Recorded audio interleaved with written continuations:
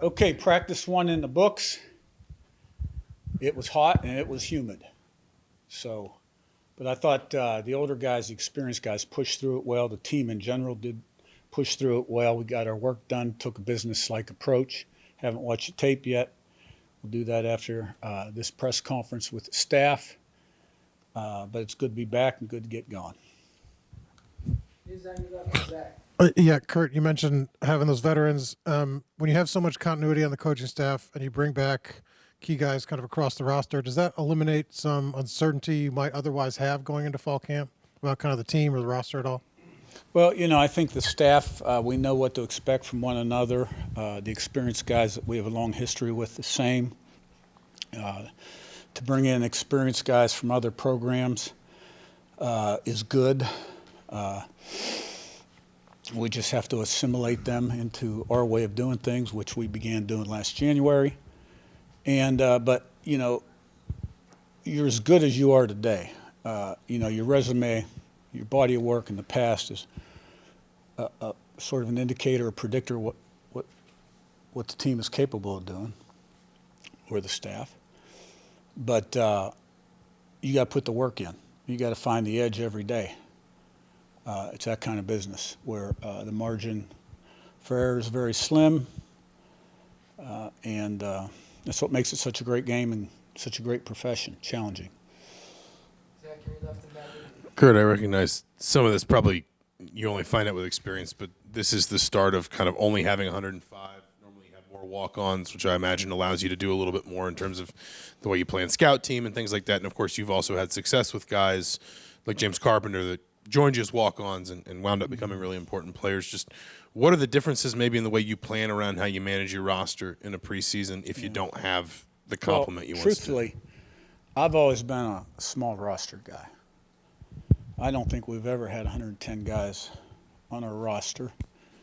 And most years we've been at or below 105. So really it's business as usual. I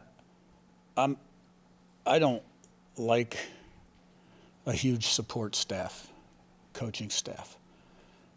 I don't like a real big team, 130 guys.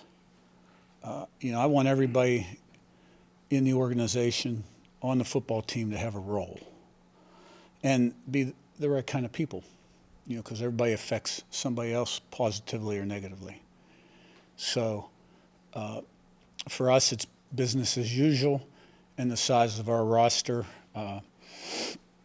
really is no different than it's been most years. Probably a little bigger. I mean, there are a number of years I've been in the 90s. Matt Weaver up the right, that same. Hey, Coach.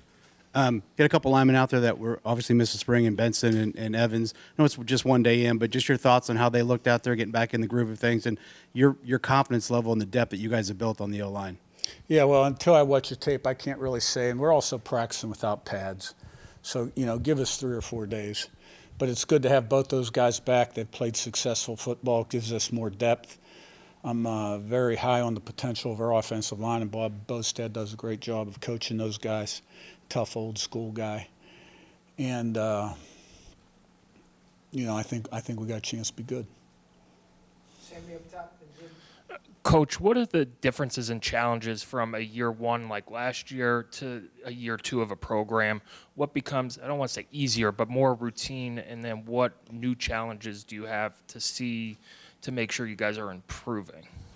Well, to me, every year you got to start over, regardless of what, how long your tenure has been or what your record was the previous year. You always start at ground zero. And build it from the foundation up. So the expectation level, on the outside, some of the noise is a little different, but I think, one of the things we really got to do a great job of is staying focused on the things that affect positive development, individually and collectively, and kind of block all the other stuff out. It's a great game. It's entertainment. But I think taking a business-like approach, checking your ego at the door when you enter the building, being totally focused, being where your feet are, controlling the controllables is the key to the drill. And like I've said before, the season's a marathon, it's not a sprint. And you got to be able to handle success, failure, overcome obstacles. And you have to do that during the game, too. Good plays, bad plays. You got to be able to compartmentalize, rip off the rearview mirror, and play the next play. So, to me, it's more the same than different. Jim, on your right to Mike. Curt, this is only day one, but we're only 4 weeks away from game one. What do you guys have to do every day to get to the point where you want to be with this short time frame? I think we have to have a great sense of urgency, have great focus, and maximize our opportunities across the board. And, really develop these guys, identify roles, who can do what, build depth, promote competition, and then get ready to play the opener against Old Dominion. A Sun Belt team that we're familiar with from JMU. And, I addressed Old Dominion in the team meeting, the first team meeting, because these Sun Belt teams are very capable. They have a history of knocking off P4, or in the past they were called FBS teams. We beat Virginia, Marshall beat Notre Dame, App State beat A&M, Louisiana beat Mississippi State, and on and on and on. They're good teams, and when you play them early in the year when they're healthy and they're at full strength, they're especially dangerous. And throw in the first game, the uncertainty of the first game, what's changed, what's different from last year.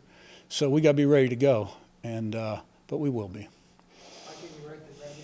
Yeah, Coach, just continuing on that with Old Dominion and the early non-conference games, what's your message to the fan base to kind of generate more enthusiasm about those early games?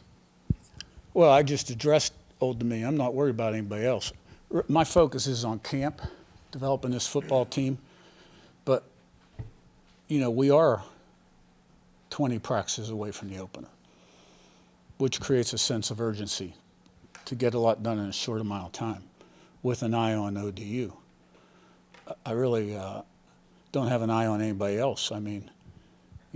We did our opponent scout in the spring and the off season. I expect us to sell out. I know one of those games is a Friday night game. It gets a little tougher to get to the stadium for some people on a Friday night. But we create a lot of excitement around here, and I expect us to have great crowds. But the focus right now is, getting in the room with the coaches, watching a practice tape, evaluating who did what, how we did, putting tomorrow's practice together, installation, and having a great practice tomorrow, all leading toward running out of the tunnel for the first game. Rabbi on your left and Danny. Yeah, your receiving core, really good players coming back. Preseason accolades on paper looks really good. What are the key things for Jarrett, Cooper, and the whole group to do to go from really good to maybe, moving in toward that elite territory? Well, I think they've got to, number one, commit and have the discipline to achieve their goals. And understand that you can't rest on your laurels. That it just doesn't happen on its own. Because, I always talk about that margin for error, the difference between winning and losing and how small it is. And every day you've got to relentlessly pursue the edge. What gives you the edge? And discipline, commitment, and work ethic, purposeful preparation create an edge. And that's what we need from those guys and all the other key guys that they're going to be playing a lot of football for us. Daniel, then Zaki. Ro Hardy was a pretty late ad last year. I want to say it was like May 24. When did he kind of land on your radar, and just where did he grow last year? Coach Haynes found him, evaluated him. I believe we brought him in for a late spring or early summer visit. And after the Northwestern game, which was in the middle of the season, he became the third linebacker in our trio package, which we use against 2 tight ends, 12 personnel. And he's got a great future. Zach B in front and Lou. Coach, you mentioned in Vegas about Jamari Sharp positioning himself to start opposite of D'Angelo Pons. What has he shown you in the spring and then at the end of last season that has put him in position to be that? Well, I think he's grown up a lot and he's improved as a football player. Now he's got a couple guys breathing down his neck that, you know, have a chance to be good players too. So we've got good competition at that field corner spot. How has your life changed in Indiana from a year ago? When you got here, not that many people knew much about you, and now can you even walk down the street without being recognized or applauded, so to speak? Yeah, well, yeah, we did go through that phase, you know, gas at 5 a.m. and 2 or 3 selfies at 5 a.m. People waiting for you outside the office when you leave. So that's all part of being successful. I understand. Grew up in this business and been in it a long time, that you don't meet expectations and you don't do as well as you would like, that things can turn real fast the other way. But I think what's changed the most, besides the familiarity with all the people in town, and it's a great town, great college town, is everything in my house works now. You know, we bought a house from a guy named Tom Martin, who was great friends with Bobby Knight, and had a lot of toys in it. And it took my wife about a year to get everything to work. And not that he neglected it, because he didn't. And we've got a lot of new faces on the football team, too. That's changed. But I think that's most people across the country now. Pete, far left, and we'll wrap with Josh. Yeah, Coach, over here. With Pat Coogan, what was it that really intrigued you about him to have him come here? And then has the center position, how much has that evolved over the years? Maybe more responsibilities, more to do?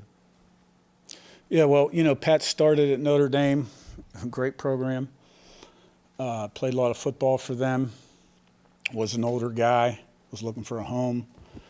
Had a girlfriend that went to school here. We were looking for a center. Mike Kadick had graduated. It was a perfect fit. And I'm sure glad we got him, and I think he's going to be a great leader for us. I think the center position, like most of the other positions on the football team, have evolved quite a bit as technology has improved and the game has become more sophisticated. You know, I think offense, defense, special teams are more complex than they used to be. But the learning tools and the teaching tools available to the student athletes have improved also, so their ability to learn faster, quicker, and more has changed as the game has changed. Josh, last one on your right. Coach, you talk about avoiding complacency time and time again, 20 practices. How do you avoid that from day in and day out? Well, right now, you know, we're looking for consistency in performance. A lot of the older guys have been through it. Some of the guys went through last season, and some of the older guys that are projected to start joined us in January and had a taste of it in the spring, so they're still learning too. But what you're looking for is consistency in performance, individually and collectively, day in, day out. You want to stay on that kind of a trajectory and keep improving, you know, every play, every drill, every day. And, you know, when you get 11 guys doing their job the way you want them to do it and teach our brand the ball, you know, there's really no limits on what you can accomplish. All right, thanks, guys. Thank you.